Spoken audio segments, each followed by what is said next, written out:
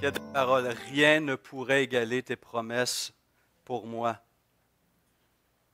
Ce chant me touche d'une manière particulière et ces paroles me touchent d'une manière particulière. Mais pour pouvoir le chanter, pour pouvoir le croire et pour laisser ce cantique nous toucher, que faut-il faire? Connaître ces promesses. Sinon, à quoi ça sert?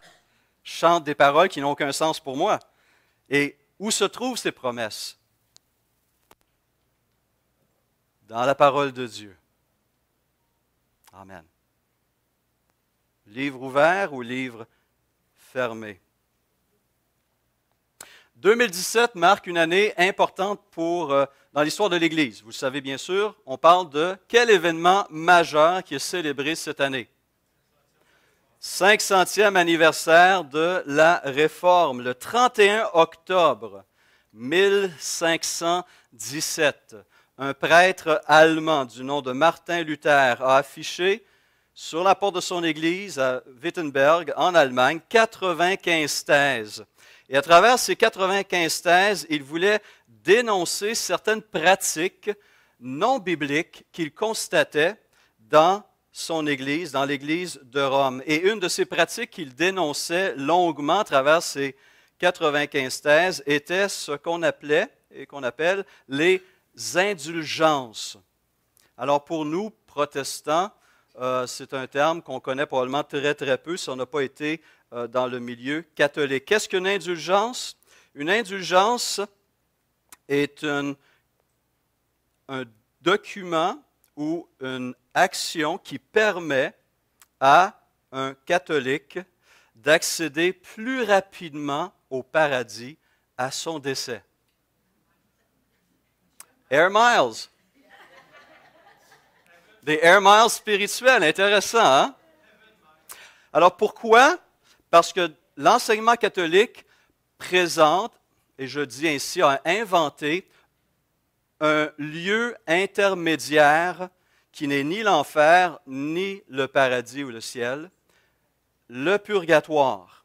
Et le purgatoire est le lieu où vont la grande majorité des catholiques pour terminer leur purification et leur sanctification avant d'entrer au ciel. C'est l'enseignement catholique qui était enseigné, qui est encore enseigné. Et à Wittenberg, Martin Luther est à ce moment-là un prêtre catholique, voit ces choses qui ont atteint un niveau inimaginable. Les indulgences circulent, on peut acheter des indulgences en faisant toutes sortes de choses. Et dans sa ville même, dans sa province en quelque sorte, le prince électeur, donc le responsable politique de sa région, le prince électeur de Saxe, Frédéric le Sage, avait amassé une collection d'objets soi-disant sacrés, et la contemplation et la vénération de ces objets permettait de recevoir des indulgences et se permettre d'aller plus vite à la case Go et collecter son... Non, d'aller plus vite au ciel. Voici quelques exemples qu'on retrouvait, quelques-uns des objets qu'on retrouvait dans la collection phénoménale de Frédéric le Sage, prince électeur de Saxe. Il y avait, entre autres, une brindille, de la paille, de la mangeoire dans laquelle le bébé Jésus a été placé à sa naissance. Une brindille de paille de la crèche de Jésus. On trouvait dans sa collection un morceau de pain du dernier repas que le Seigneur Jésus a pris avec ses apôtres. Il avait même une épine de la couronne que les soldats romains avaient mis sur la tête de Jésus juste avant de le conduire à la croix. Il avait non pas un, ni deux, ni trois, mais 4 cheveux de la tête de Marie. Et on pourrait ajouter une liste qui couvre littéralement des dizaines de milliers d'objets, dont une collection phénoménale de 19 000 os de saints à travers les siècles. Imaginez la fortune que cet homme a dépensé et plusieurs autres hommes riches à travers l'Europe dépensaient pour obtenir un bout de la croix de Jésus, un caillou sur lequel Jésus a touché le pied avant de monter au ciel. Il y avait des objets pour tous les goûts, toutes les modes. Et il y avait un trafic de ces objets à travers l'Europe. On se les arrachait. Et les catholiques qui se déplaçaient et qui venaient vénérer ces reliques, ils se méritaient une indulgence qui allait leur sauver, vous ne croirez pas le chiffre, 11 902 202 années et 270 jours dans le purgatoire. On rit, avec raison. Mais les chrétiens d'Europe, au 16e siècle, croyaient dur comme fer dans ces choses-là et étaient prêts à dépenser, certains une fortune, d'autres le peu qu'ils avaient, pour accumuler ces indulgences, soit pour eux-mêmes ou pour des personnes décédées, pour leur permettre de sortir du purgatoire plus rapidement. Et au moment où Luther met ses 95 thèses sur la porte de son église, il y avait un prêtre catholique, Tetzel, qui circulait dans sa région et qui disait que dès que l'argent résonnait au fond de la caisse, une âme sortait du purgatoire. Et on encourageait les gens à donner pour permettre à ce que leurs bien-aimés sortent plus rapidement. Incroyable. Et Martin Luther était un prêtre catholique. Il avait vu cela et il avait réalisé que cela ne reflétait pas l'enseignement de la parole de Dieu. Et il a voulu lancer un débat en affichant ses 95 thèses sur la porte de son église. Et entre autres, il condamnait d'autres pratiques. Entre autres, il mentionnait que les prêtres pouvaient se marier, il condamnait la fonction cléricale comme elle était rendue à ce moment-là. Il ne se le savait pas, mais ce geste-là allait provoquer un mouvement qui allait changer l'Église, non seulement en Europe, mais à travers le monde. Et ces écrits, ces thèses, ont circulé très rapidement à travers le continent grâce à l'invention d'une nouvelle technique de distribution qui était la presse à imprimer, qui venait d'être créée quelques dizaines d'années auparavant. Ce mouvement, la Réforme, est considéré comme le mouvement ou la série d'événements la plus importante, depuis la fin du canon du Nouveau Testament, depuis la fin du 1er siècle de notre ère. C'est un événement historique, théologique, spirituel majeur. Et sous la pression de l'Église de Rome, Martin Luther et d'autres réformateurs qui ont accueilli ces idées et qui sentaient la réalité, la vérité derrière ces idées-là, ont été amenés à préciser leurs pensées non seulement sur ces questions d'indulgence et du sacerdoce, la prêtrise, mais sur une foule d'autres pratiques qu'on retrouvait dans l'Église catholique, mais pas dans la parole de Dieu. Et éventuellement, sous cette pression-là, leurs convictions se sont cristallisées et ont pris la forme de 5 affirmations que nous appelons aujourd'hui les solas. Voici ces 5 affirmations. Le premier sola, sola scriptura, fait référence à l'écriture seule. La deuxième, sola gratia, fait référence à la grâce seule. Sola fides fait référence à la foi, par la foi seule. Solus Christus, par Christ seul. Et finalement, soli Deo gloria, pour la gloire de Dieu seul. Ces 5 énoncés résument les points essentiels de la foi des églises de conviction protestante, comme notre Église, l'Église Renaissance. Ces 5 énoncés ont été façonnés en réaction à des erreurs doctrinales, mais surtout à travers la recherche de la vérité. La recherche de la vérité. Et ces 5 affirmations qui ont transformé le cours de l'histoire religieuse il y a 500 ans jusqu'à aujourd'hui sont encore importantes, ces convictions. Et elles méritent que nous les regardions à nouveau parce qu'elles sont au cœur de nos convictions et les ignorer serait profondément dangereux. Profondément dangereux. Nous allons donc regarder ensemble ces 5 affirmations au cours des prochaines semaines. Et une chose que l'on va réaliser, on accusait les réformateurs de lancer des nouvelles idées au 16e siècle, de se couper du courant historique du christianisme. On va réaliser que ces 5 solas sont profondément enracinés dans l'Évangile, dans le message de la parole de Dieu. Et ce n'était pas donc une nouveauté qui était prêchée, mais une redécouverte des vérités de la parole de Dieu. Et ce qui a provoqué ce tremblement de terre qui a été ébranlé les assises même de l'Église de Rome, c'est la parole de Dieu. Ce retour à cette source pure et parfaite de la parole de Dieu. Martin Luther, en comparant les enseignements de l'Église à ceux de la parole de Dieu, des enseignements, comme on le mentionnait, les indulgences, le culte des saints, les pèlerinages, le purgatoire, la place du clergé, Luther a compris que ces enseignements-là ne se trouvaient pas dans la Bible. Et pire encore, que certains des enseignements de l'Église contredisaient même la parole de Dieu. C'était donc des questions de vie ou de mort, des questions de son sort éternel. Sur quoi j'appuie mon salut? En qui est-ce que je peux croire? Vers qui est-ce que je me tourne? Puis-je être certain?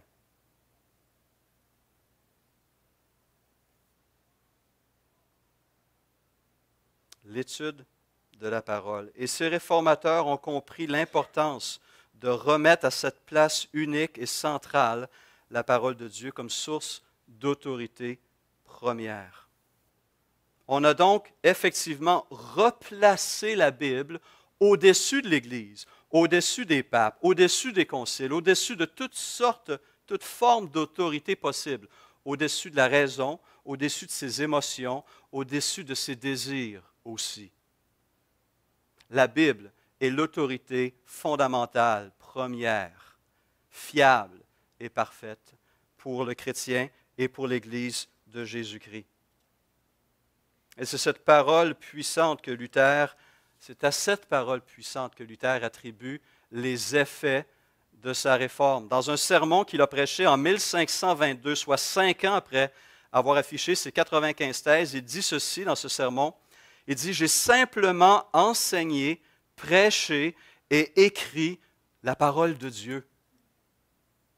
À part de ça, je n'ai rien fait d'autre. Puis, pendant que je dormais ou que je buvais une bière avec mes amis Philippe et Amsdorf, la parole a tellement affaibli la papauté qu'aucun prince ou empereur n'aurait pu lui faire autant de dommages. Je n'ai rien fait. C'est la parole qui a tout fait. » Des moments historiques incroyables se déroulaient durant ces années-là.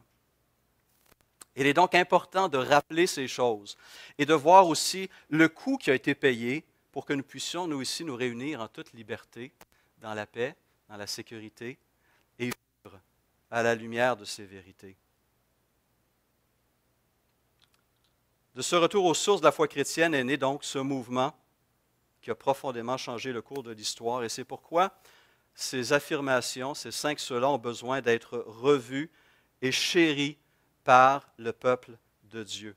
Ce matin, nous voulons voir ce premier des solas, sola, l'écriture seule, et voir qu'est-ce qu'on veut dire avec ces paroles. Quelle est sa portée? Qu'a-t-elle encore à nous apprendre? Et à la lumière de cet énoncé, sola scriptura, l'écriture seule, 4 vérités ressortent clairement. Premièrement, les Écritures sont inspirées. Elles font autorité. Elles font autorité. Les Écritures sont aussi la vérité. Elles sont donc sans erreur. Les Écritures sont paroles de Dieu, donc elles sont claires parce que Dieu veut communiquer. Il ne veut pas se cacher, il veut se révéler. Et quatrièmement, les Écritures, et ce point perd de sa force, même dans les milieux évangéliques, les Écritures sont suffisantes. Elles sont un guide de vie complet. Les Écritures sont inspirées, elles font donc autorité. Premier énoncé que nous soulignons ce matin. 2 Timothée 3,16 est un des passages les plus clairs et les plus importants sur cette question. Paul écrit à son ami, son jeune collègue Timothée, « Toute Écriture est inspirée de Dieu et utile pour enseigner, pour convaincre, pour corriger, pour instruire dans la justice, afin que l'homme de Dieu soit accompli et propre à toute bonne œuvre. » Et c'est pourquoi il avait précédé cette affirmation par cette exhortation à Timothée, « Toi, demeure dans les choses que tu as apprises et reconnues certaines, précise-t-il, sachant de qui tu les as apprises. Dès ton enfance, tu connais les saintes lettres qui peuvent te rendre sage à salut par la foi en Jésus-Christ. » On voit l'impact que les saintes Écritures ont eu dans la vie de Timothée alors même qu'il était enfant. Et c'est pourquoi nous soulignons constamment le rôle des parents chrétiens envers leurs enfants, de les conduire, de les instruire dans la parole. Et c'est pourquoi nous avons un ministère clé dans cette communauté qui est l'école du dimanche, dans laquelle plusieurs s'investissent parmi nous pour instruire nos enfants dans ces vérités. Mais que veut dire Paul lorsqu'il affirme que les Écritures sont inspirées de Dieu? Essentiellement, il affirme que le Saint-Esprit a dirigé certains hommes qui sont devenus auteurs de la Bible. Il les a dirigés afin qu'ils communiquent exactement ce que Dieu voulait communiquer à son peuple. Sans nier la personnalité humaine, et on peut voir un style de Paul, un style de Pierre, on peut voir différents styles d'écriture, sans outrepasser la personnalité des auteurs qui sont là, mais tout en communiquant parfaitement les paroles de Dieu.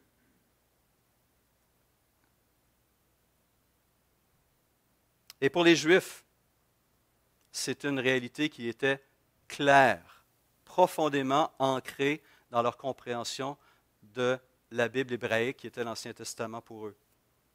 Pour les Juifs, la loi de Moïse était aussi la loi de Dieu. Lorsque David a écrit le psaume 110, c'est l'Esprit qui le dirigeait. C'est ce qu'affirme Jésus en Marc 12 lorsqu'il dit « Comment les scribes disent-ils que le Christ est fils de David? David lui-même, animé par l'Esprit, a dit, le Seigneur a dit à mon Seigneur, assieds-toi à ma droite jusqu'à ce que je fasse de tes ennemis ton marchepied. » Ce psaume pointe vers l'identité de Christ, mais fait allusion au rôle de l'Esprit qui a dirigé, qui a conduit David à dire ces paroles de Dieu. Et Pierre affirmera à son tour, quelques années plus tard, cette vérité. Il dit, « Sachez tout d'abord vous-même qu'aucune prophétie de l'Écriture ne peut être un objet d'interprétation particulière. » Nous allons revenir sur ce qu'il voulait dire avec ce bout de phrase-là. « Car ce n'est pas par une volonté d'homme qu'une prophétie a jamais été apportée, mais c'est poussé par le Saint-Esprit. Poussé par le Saint-Esprit que des hommes ont parlé de la part de Dieu. » 2 Pierre 1, versets 20 et 21. L'auteur de l'Épître aux Hébreux commencera son livre avec cette affirmation. « Après avoir autrefois, à plusieurs reprises et de plusieurs manières, parlé à nos pères par les prophètes, Dieu, dans ces derniers temps, nous a parlé par le Fils. » Dieu a parlé par les prophètes, ensuite par le Fils. Paul avait la même conviction que le message qu'il prêchait, l'évangile qu'il annonçait, n'était pas une invention humaine. Il dit aux Galates, « Je vous déclare, frères, que l'évangile qui a été annoncé par moi n'est pas de l'homme. Car je ne l'ai ni reçu ni appris d'un homme, mais par une révélation de Jésus-Christ. » Et à ses bons amis thessaloniciens, il dit, « Nous rendons continuellement grâce à Dieu, de ce qu'en recevant la parole de Dieu, que nous vous avons fait entendre, vous l'avez reçue non comme la parole des hommes, mais ainsi qu'elle l'est véritablement comme la parole de Dieu. Et il ajoute qui agit en vous qui croyez. Et donc, parce que la Bible est la parole même de Dieu, inspirée de Dieu, elle possède la plus haute autorité. Il n'y a aucune autre voix dans l'histoire de l'humanité ou aujourd'hui sur la planète entière qui n'a plus d'autorité que cette parole, qui ne soit plus vraie que cette parole, qui soit plus pure que cette parole. Aucune autre autorité n'a préséance sur elle. Ni votre pasteur, ni votre Église, ni la raison, ni l'expérience, ni les sentiments ou les émotions ou quoi que ce soit d'autre.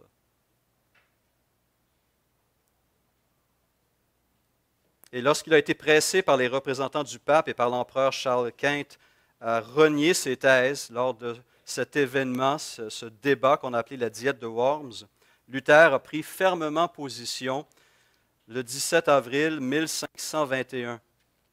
À la fin de cette diète, de ce débat, où on le poussait à renoncer, à rejeter ses déclarations, il a répondu ceci, et c'était un moment charnière dans la Réforme. « Puisque votre illustre majesté et vos altesses exigent de moi une réponse catégorique, je la leur donnerai sans ambiguïté et sans détour, à moins que je ne sois convaincu par le témoignage des Écritures ou par des raisons évidentes, car je ne puis me soumettre aux décisions seules du pape et des conciles lorsqu'il est évident qu'ils ont souvent erré et qu'ils se sont même contredits.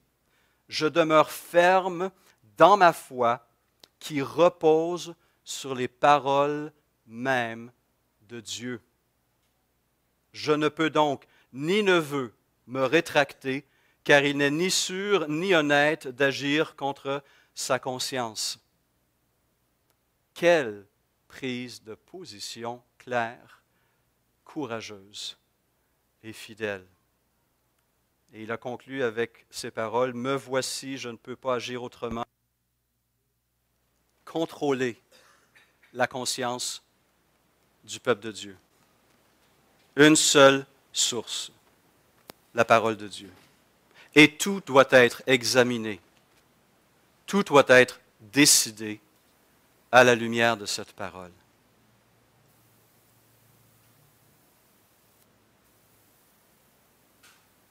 Et c'est cette vérité qui a profondément ébranlé l'Église de Rome parce qu'elle remettait en question sa propre autorité et ses enseignements qui étaient contraires à ceux de la parole. Et c'est pourquoi nous avons besoin de nous rappeler, entre autres, les paroles d'Hébreux 4.12 qui dit que la parole de Dieu est vivante et efficace, tranchante qu'une épée quelconque à double tranchant, pénétrante jusqu'à partager âme et esprit, jointure et moelle. Elle juge. Elle juge nos sentiments et nos pensées. Et les pensées de notre cœur, c'est la parole de Dieu qui juge nos sentiments et nos pensées. Ce ne sont pas nos pensées, ce ne sont pas notre raison ou nos émotions qui vont juger la parole. Et je ne dois pas évaluer la parole à la lumière de mes expériences ou de mes émotions ou de mes désirs. Elle doit avoir toute sa place et parler par elle-même. Et cette autorité supérieure des Écritures était reconnue par les Juifs. J'aime souvent revenir à ce passage dans le livre des Actes, en Actes 17, 11. Paul est dans ce deuxième voyage missionnaire, il se promène à travers l'Empire romain et il rencontre à la fois résistance et accueil. Certaines personnes reçoivent favorablement son sermon, son message, la bonne nouvelle, mais d'autres, beaucoup de Juifs, s'y opposent violemment. Et lors d'un de ses voyages, il a dû fuir la ville de Thessalonique parce qu'on le pourchassait hors de la ville. Et en Actes 17, 11, nous lisons que les Juifs de Bérée, là où Paul se retrouve, ces Juifs avaient des sentiments plus nobles que ceux de Thessalonique. Et voici comment Luc décrit la chose, ils reçurent la parole avec beaucoup d'empressement. Paul prêchait ce message et il recevait ce message avec empressement. Il constatait qu'il y avait une vérité, une puissance qui se dégageait de ce que disait l'apôtre Paul. On va y passer.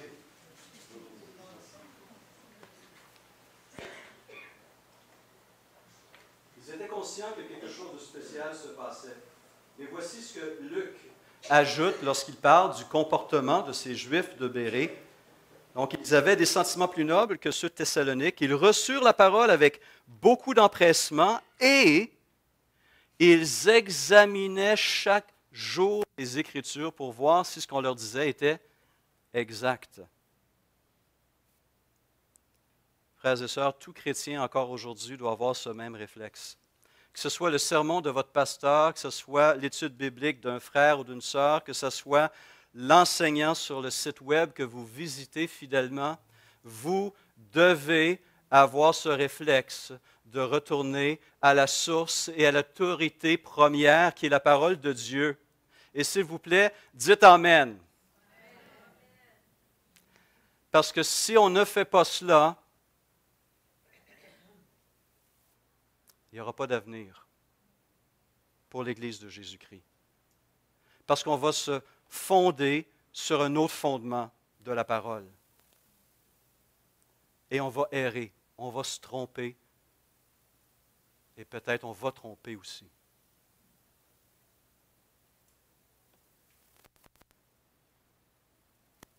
Mais lorsqu'un chrétien rejette les directives de la parole, il rejette finalement la volonté de Dieu. Que ce soit dans n'importe quel domaine, dans la manière dont je gère mon argent, ou la manière dont je gère mes conflits, la manière dont je gère mon couple, ou dont je gère ma vie professionnelle, la manière dont je gère ma sexualité, mon corps.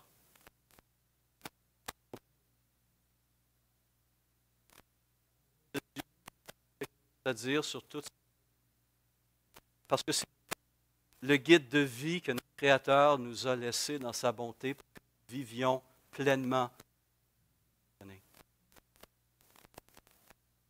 Nous prospérions réellement.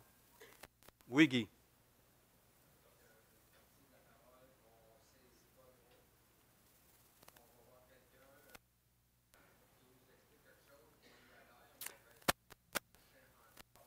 Alors, c'est un point que je veux aborder d'une manière très précise la semaine prochaine. Rappelle-toi, et j'espère que les frères et sœurs vont s'en rappeler, cette question est aussi importante, parce que là aussi, on voit une remise en question, une fausse compréhension de ce qu'on entend à ce moment-là par sola scriptura.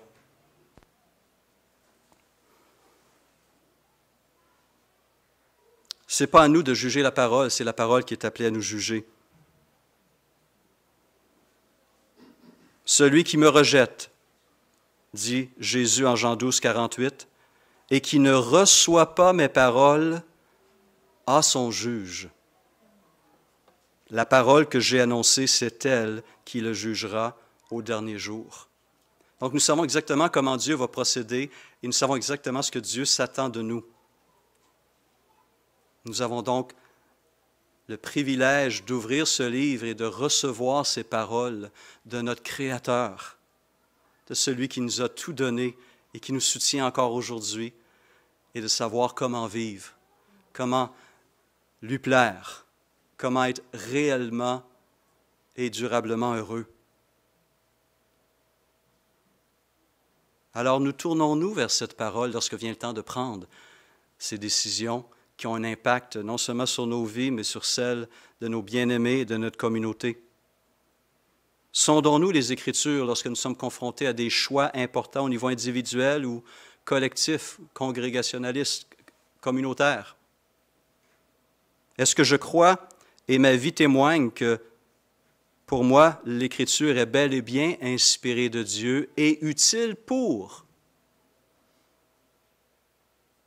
afin que l'homme de Dieu soit accompli et propre à toute bonne œuvre.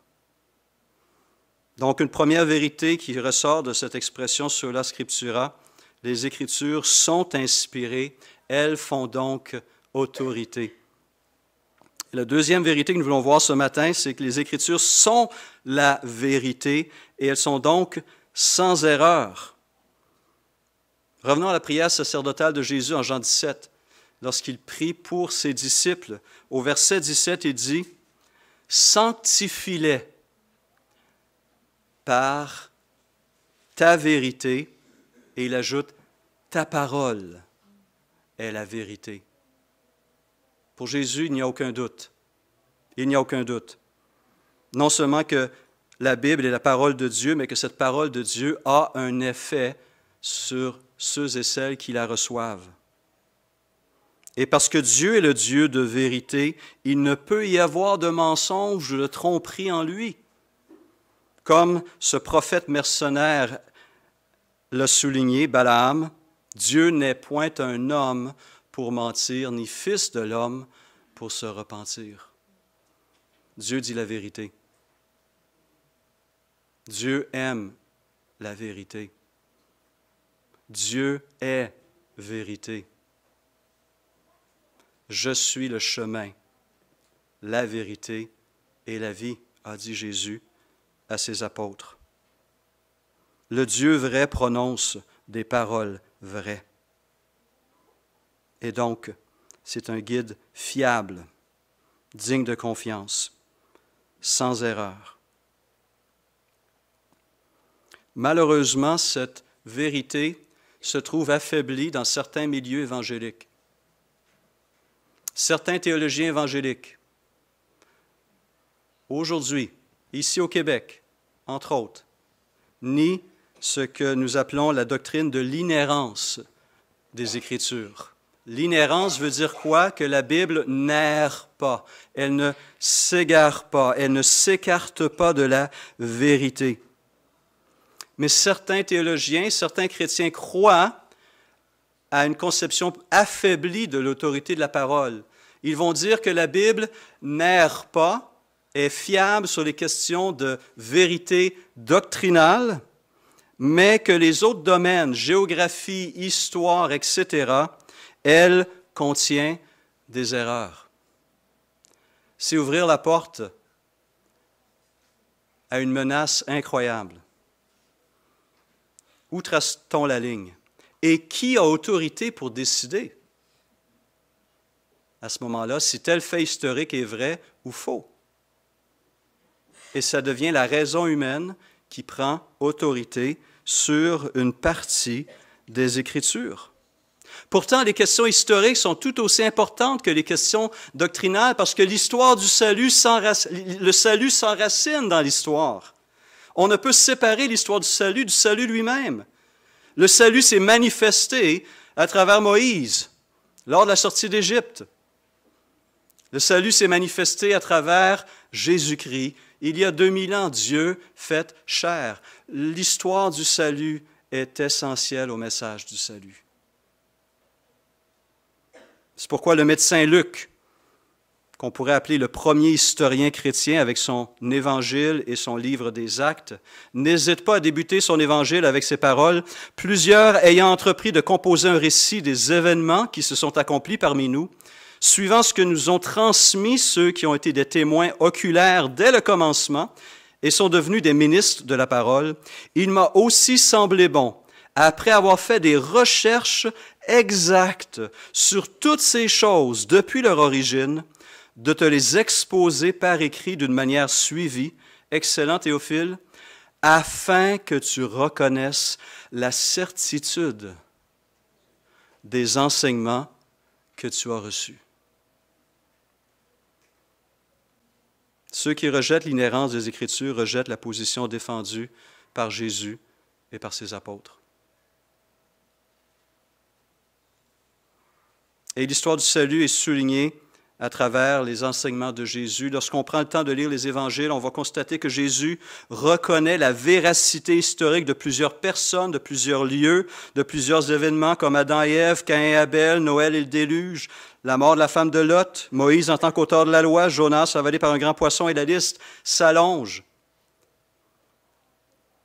Jésus a dit que ces événements étaient des événements réels et historiques. Et ce n'était pas simplement de l'accommodation, parce que les gens croyaient ça, ils ne voulaient pas troubler leurs convictions. Il n'a pas hésité de dénoncer l'erreur à bien des reprises. Les divergences d'enseignement des chefs religieux. On ne peut se permettre de jeter un doute sur la fiabilité des Écritures. Et en fait, ça va être une des plus belles, entre guillemets, une des plus grandes tactiques du diable, de mettre en doute cette parole et d'amener son peuple à douter de cette parole. En fait, c'est la première technique qu'il a utilisée pour faire tomber nos premiers parents. Dieu a-t-il réellement dit? On peut le dire de cette façon-là aussi. Est-ce que Dieu a vraiment dit que tu ne peux pas manger tous les arbres du jardin? Wow, ton Dieu, il est méchant, il est pingre. Il ne te donne pas la liberté de goûter tous les fruits ici. Quel genre de Dieu que tu as?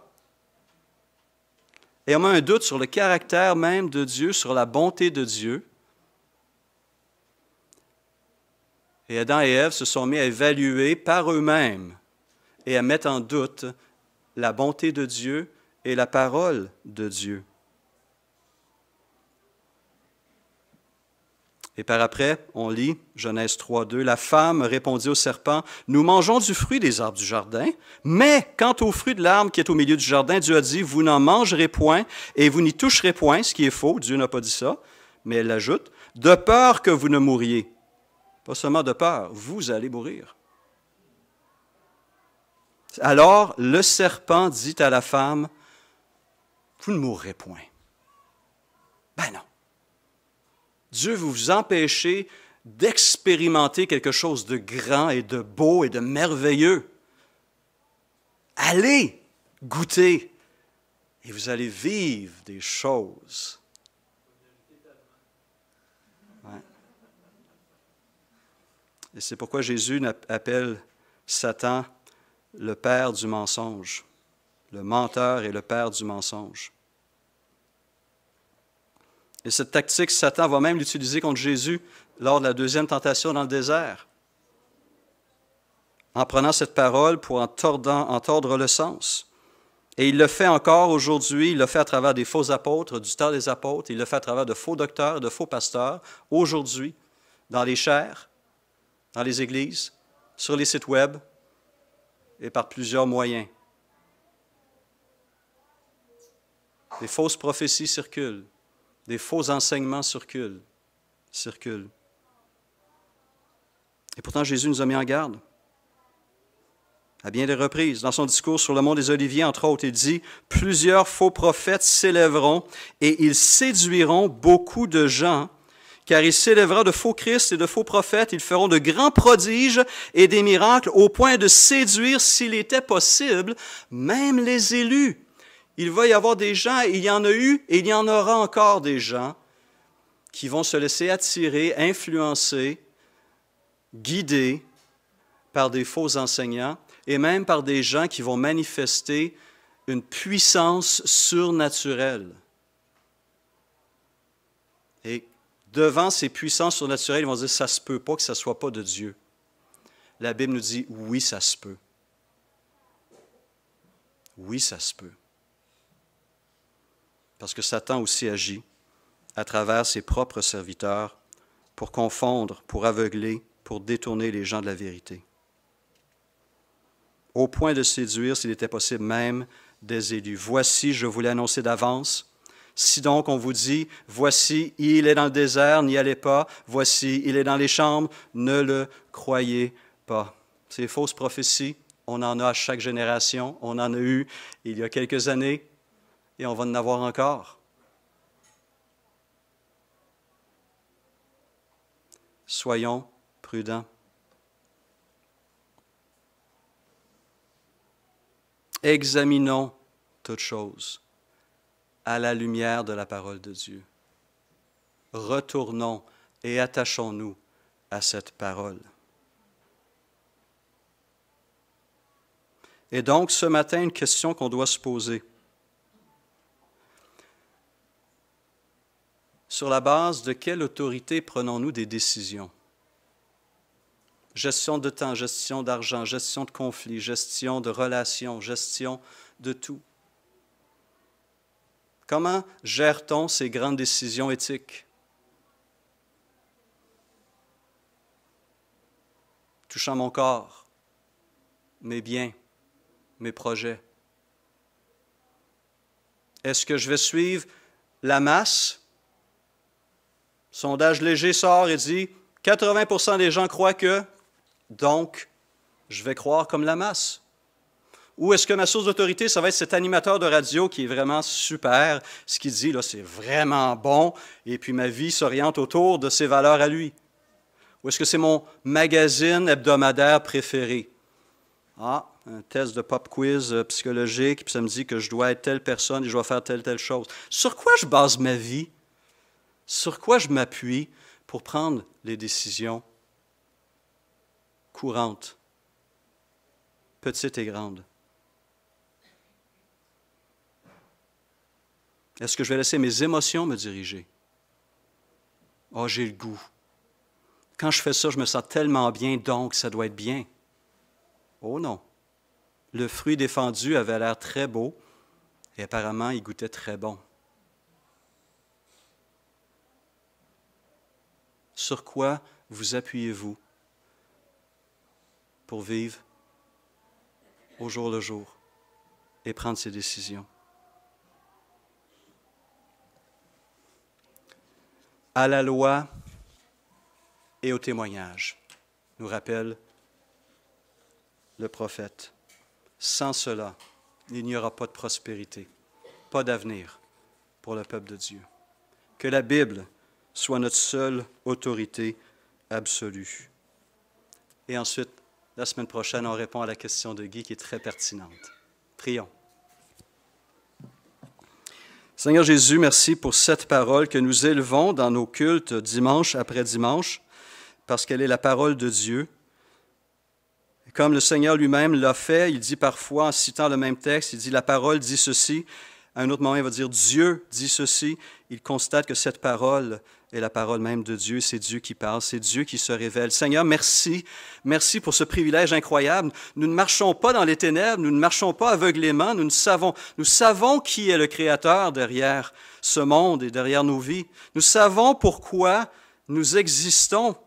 Nous savons où nous pouvons aller parce que tu as parlé, parce que tu t'es révélé. Même cette relation intime entre le Père, le Fils et le Saint-Esprit, tu t'es ouvert et tu nous as inclus dans cette intimité profonde de ton être. Et tu nous permets, Seigneur, d'être en relation avec toi et d'orienter nos vies selon ce qui est vrai, ce qui est solide, ce qui est pur. Seigneur, pour ta parole, merci. Pour ton esprit qui habite en nous et qui nous éclaire, merci. Et pour cette communauté aussi, où cette parole peut être annoncée en toute liberté. Aussi, Seigneur, merci. Amen.